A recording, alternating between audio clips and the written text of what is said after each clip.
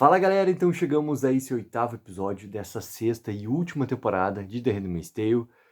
E olha que episódio sensacional. Vamos falar uma coisa que acho que não é, né? Não tem dúvida nesse assunto. Esse aqui é o melhor episódio que teve da sexta temporada inteira. Inteira. Ele me lembrou em vários e vários momentos, grandes momentos, da primeira temporada de The Handmaid's Tale, com flashes acontecendo, né, que começa simplesmente naquele grande prólogo ali da criação da vestimenta, né, das aias, e a questão do vermelho e a questão de como que isso vai se traduzindo no decorrer do episódio até chegar naquela conclusão com nós transformamos essa roupa, né, simplesmente no nosso uniforme e nós nos transformamos num exército. O quanto de força que tem esse episódio e o quanto que eu falei no episódio passado, né, na crítica do episódio passado, que eles conseguiram montar dentro da estrutura toda do roteiro perfeitamente a June colocada novamente dentro dessa vestimenta de Ai. E se encaixou tão bem tudo isso no roteiro que ela tá como Aya e ela tá novamente se montando naquele início de episódio e ela tá novamente cobrindo o seu rosto, colocando lá, né, sobre ali a sua cabeça, e o momento todo que ela tem de enxergar a Serena entrando naquela igreja daquela forma, e depois a maneira como ela vai também percebendo que a Lídia não só percebeu perfeitamente quem ela era, mas exatamente o que ela tem que fazer também. Cara, o quanto que esse episódio trouxe, assim, ó, vários flashes, várias situações que lembram exatamente pontos muito importantes, muito marcantes de The Handmaid's Tale lá da sua primeira temporada. A questão da Serena, novamente, com o Orton, dentro da casa, logo que eles entram naquela felicidade toda e tem a Off Gabriel lá parada e a Serena tem esse choque completo de realidade, que era uma coisa que estava escancarada já que ia acontecer, né? Era uma coisa que se esperava já que o Orton tivesse realmente essa linha toda a partir do momento que eles fossem se estabelecer em Boston e saísse literalmente desses pensamentos liberais que a Serena estava tendo lá em Nova Belém. Era uma coisa que estava desenhada já para acontecer. E era uma coisa que a conversa do Orton com o Nick, né, no episódio passado, não é nem o episódio passado, não, episódio retrasado, também era outro detalhe muito importante já que colocava essa real motivação do Orton, porque ele é assim, esse último grande representante de um antagonista, de um grande vilão que a gente vai ter dentro da série. É ele.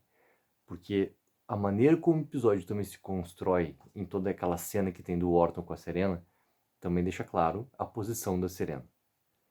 A Serena, ela vai, sim, acabar se aliando a June nesse último momento. E toda a jornada dela de redenção que estava sendo desenhada na temporada, que obviamente teve esse grande desvio todo por causa dessa tentativa que ela teve de dar mais voz para as mulheres, né, se manteve até. Esse aspecto é interessante, tá? Porque tudo que a Serena também desempenhou no último episódio em relação ao casamento confrontou muito com ela conversando com as outras esposas e as outras esposas não dando nenhuma chance para esse pensamento que a Serena tem de realmente colocar essa voz todas para as mulheres e tudo mais.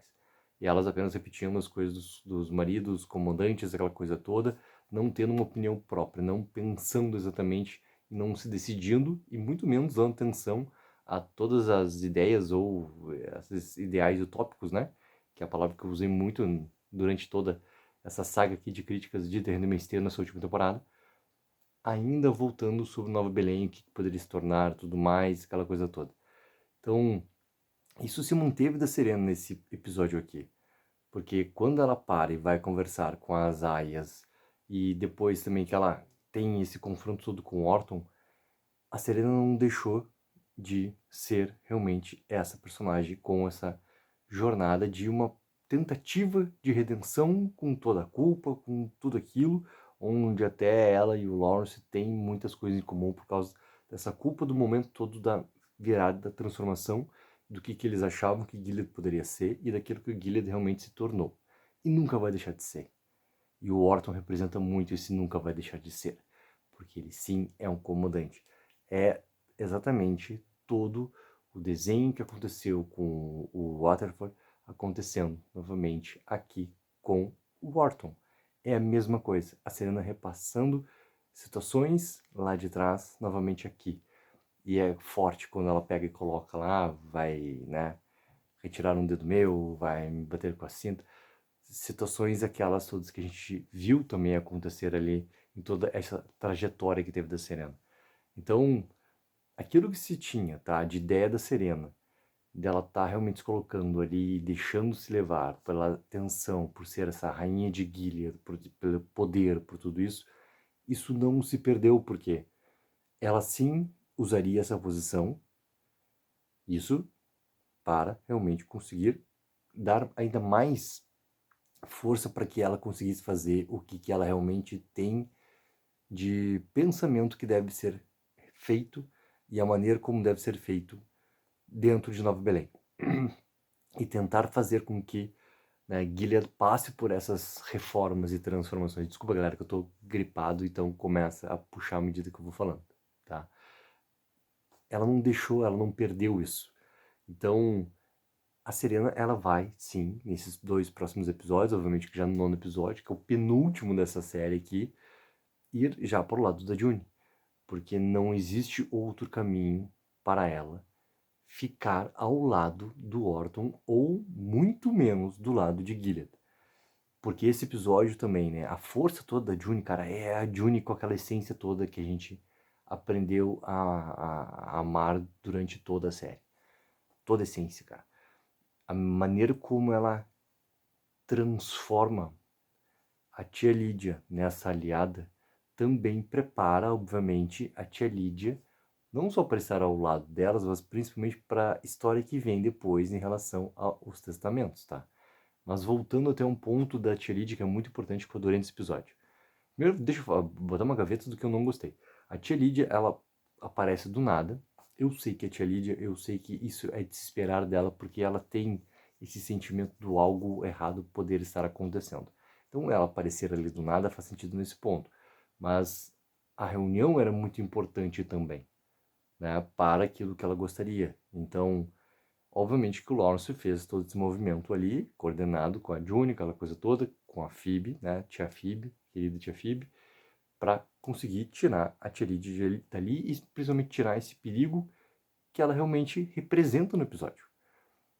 E a tia Lydia é outra que, assim, ó, ela puxa esses flashes, momentos lá da primeira temporada que obviamente são momentos muito marcantes também da personagem ali. A maneira como ela vai desconfiando do que está acontecendo, via June, não via June, ir até o bolo e do bolo ter toda a grande sequência lá no Red Center. Que o Red Center, cara, é uma das cenas assim, ó, esse episódio se marca não só por esses flashes de primeira temporada que me bateu, assim, mas por ter grandes cenas acontecendo ali. E cenas muito importantes acontecendo. Pô, pega a relação toda que tem do Orton com a Serena, a relação da tia Lídia e todas as outras ali, né, até o momento que chega a Janine também. São grandes sequências, assim, muito marcantes que o episódio vai realmente, assim, ó, batendo e batendo muito fixamente. E eu gosto muito, cara, que dá espaço pra tia Lídia ter uma transformação com um grande motivo do porquê. Que também, aí que tá, é muito verdadeiro com o que estava acontecendo com ela. O desenvolvimento todo da tia Lídia nessa última temporada, nesse momento, fez uma justificativa muito grande do porquê que foi feito de tal forma e por que nesse momento ela cede. Ela cede.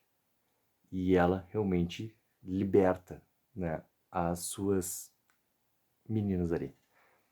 E eu adorei demais, cara, a maneira como o episódio também consegue fazer isso acontecer de uma forma extremamente emocional.